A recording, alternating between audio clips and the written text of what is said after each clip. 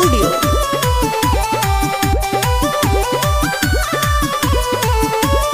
Tight सामान कैलू तू ढीला माजा तू लेलू कुमार में। टाइट सामान कैलू तू ढीला माजा तू लेलू कुमार में।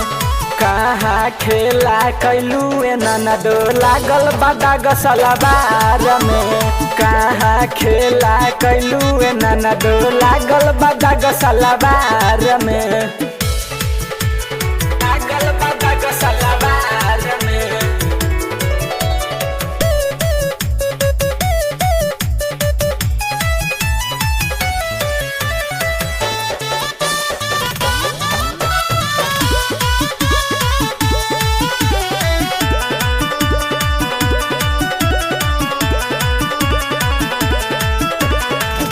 के सखौराइल तोहार मुहामा सुखाइल बा।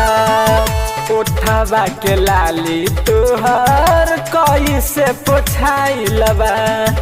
कैसे पोछाइल बा।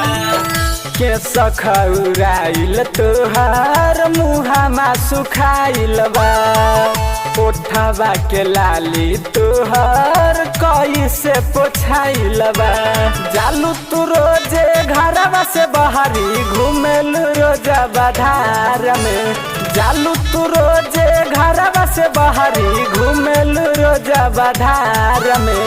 कहाँ खेला कैलू ए ननदो लागल बादा गसलबार में।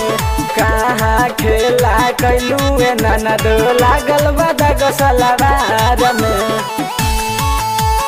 लागल बादा गसलबार में। लागल बादा गसलबार में।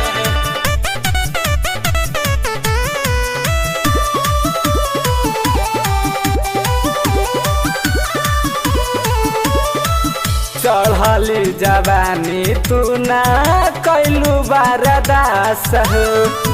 पियाबा के धन कैलू नैहरे में नास हो।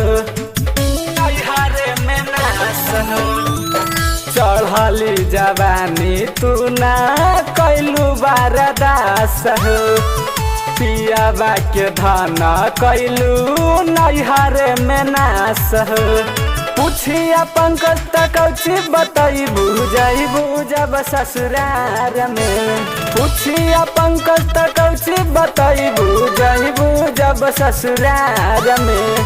कहाँ खेला कैलू ए ननदो लागल बादा गसलबार में।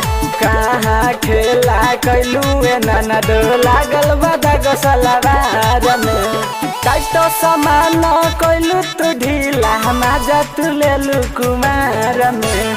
टाइट सामान कैलू तू ढीला माजा तू लेलू कुमार में। कहाँ खेला कैलू ए ननदो लागल बादा गसलबार में। कहाँ खेला कैलू ए ननदो लागल बादा गसलबार में।